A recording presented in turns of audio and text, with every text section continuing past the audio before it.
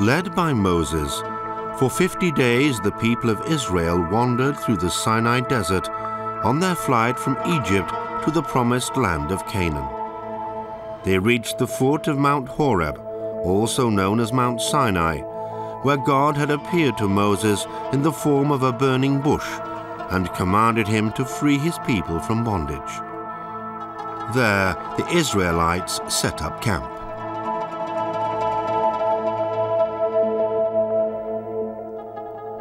On the morning of the third day, there was thunder and lightning, with a thick cloud over the mountain, and a very loud trumpet blast.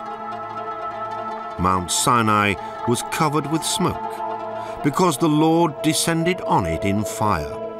Then Moses spoke, and the voice of God answered him. Thus it is written in the Old Testament.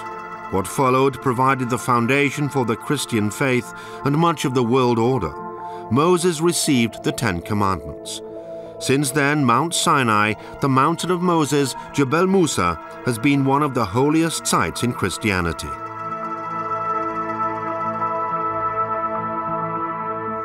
At its foot lies the Monastery of St. Catherine, a Greek Orthodox religious center that has existed since the 3rd century AD. It has stood in the middle of the Sinai desert for 14 centuries and preserved its character throughout.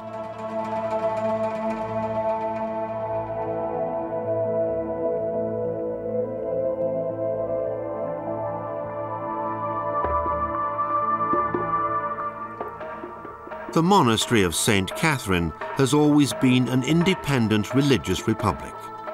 With no ties to any state or obligations to any ecclesiastical institution, it is a free center of faith, which administers itself and is responsible only to God.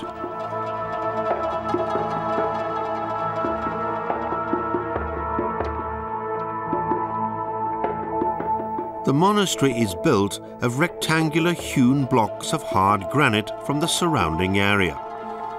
It stands 1,400 meters above sea level, compact, fortress-like, and soaring heavenward.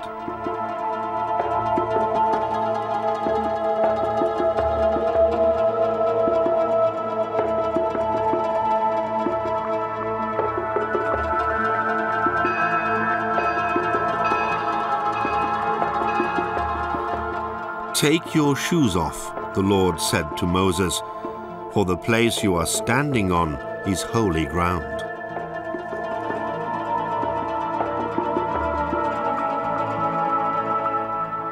The Sinai Desert lies at the crossroads of 2 continents, between Africa and Asia, between the Mediterranean and the Red Sea. 60,000 square kilometers of nothing, shimmering heat and bitter cold. But this is a majestic place of virgin beauty. For thousands of years, only the Bedouins have managed to survive here. They live in close contact with the monks of St. Catherine's. This special symbiosis in the middle of the stony desert has taught tolerance for many centuries.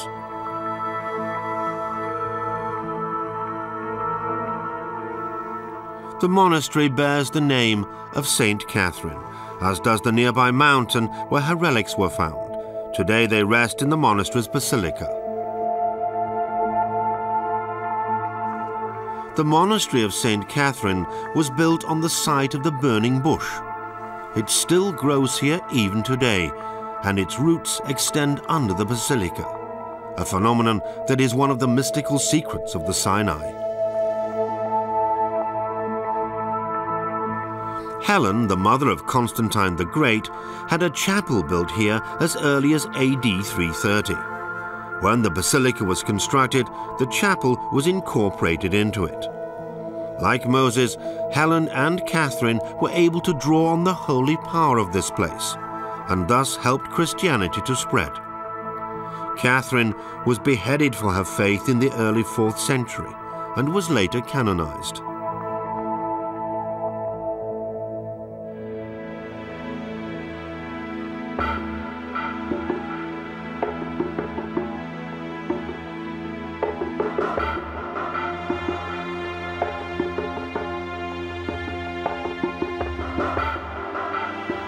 It was the yearning to be close to God and far away from persecution by the Roman Empire that made the early Christians seek the peace and quiet of the Sinai.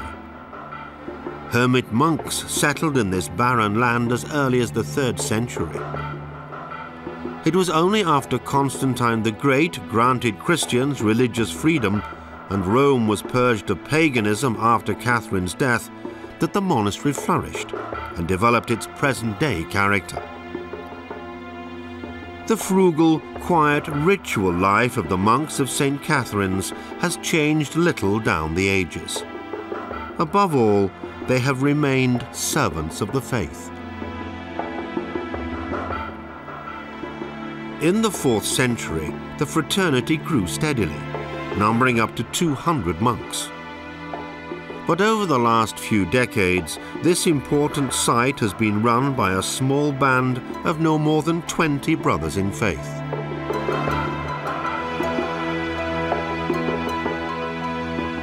Time and again, the ranks of the monks have included outstanding thinkers, writers, scholars, religious philosophers, and artists.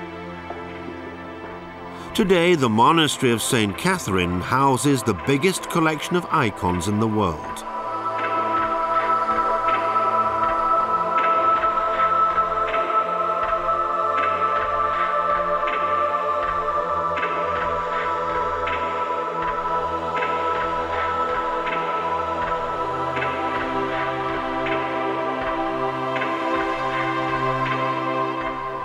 His face shone like the sun, and his clothes became as white as the light.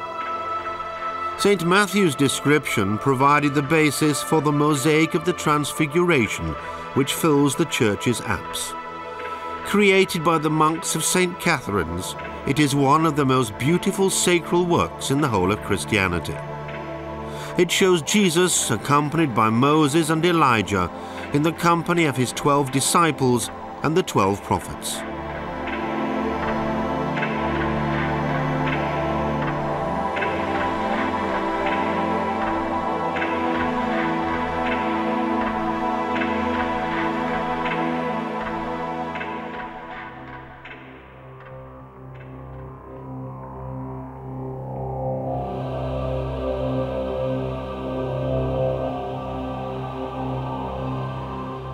St. Catherine's has been a place of refuge and pilgrimage from the very beginning.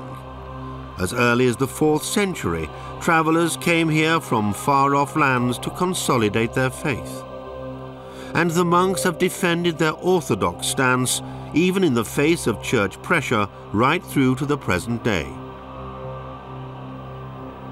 Here then, faith is like the building itself, a fortress which has devoted itself to the original concept of Christianity and reveres the life and death of Jesus Christ.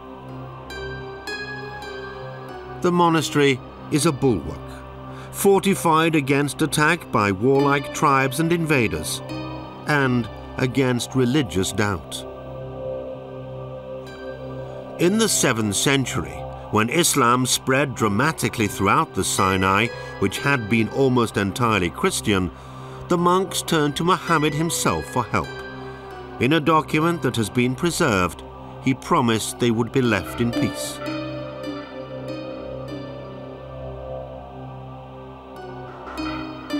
Arab caliphs, Turkish sultans, and even the army of Napoleon took a conciliatory approach to the monastery. It was never destroyed, never even attacked, and was thus able to preserve its autonomy. Indeed, from the kings of Egypt to its state presidents, every ruler has placed St. Catherine's under his express protection.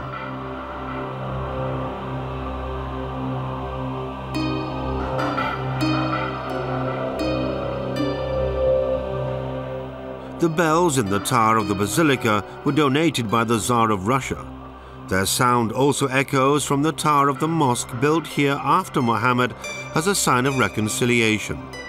The two faiths, Christianity and Islam, have shown tolerance towards each other ever since.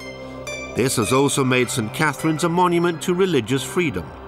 The library too bears testimony to the fact that this is a place of wisdom, One of the most illuminating collections of writings in the world, it contains 5,000 manuscripts and works from the early days of printing. Next to the Vatican, the library is the most important source regarding the history of Christian thought. At one time, the library also contained the world's oldest Bible, the Codex Sinaiticus. In the 19th century, it was lent to the Tsars of Russia for research purposes and was never handed back. In 1933, Stalin sold the precious document to the British Museum for a staggering £100,000 sterling. He needed the money to buy arms. The most precious work in the library today is the Codex Syriacus, a biblical manuscript dating back to the 5th century.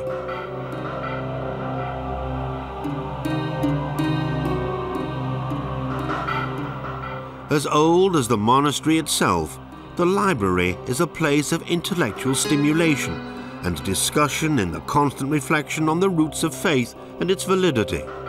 It is also a source of comfort in times of doubt.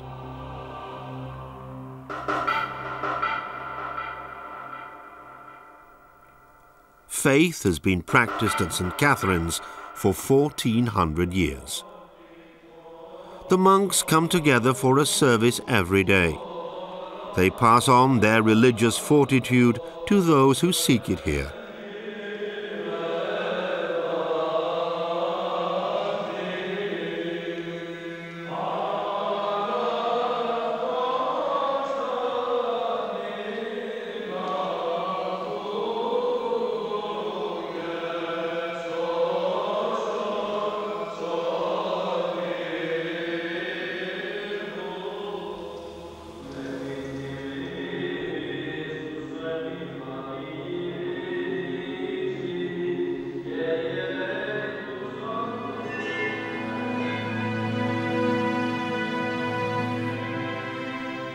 Every night, caravans of pilgrims from Europe, Asia, Africa and America set out, on foot, by donkey or by camel, to climb the holy mountain of Moses.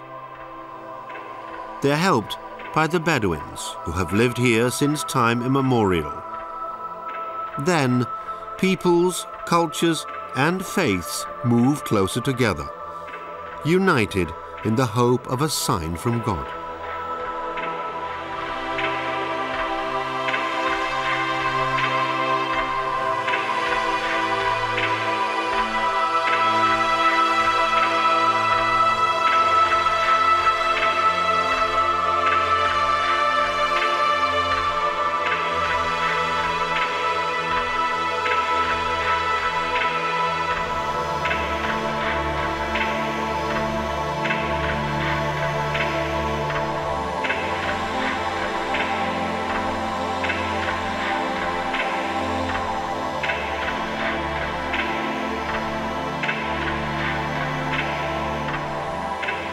The Monastery of St. Catherine, next to the holy mountain of Moses, where heaven and earth touch.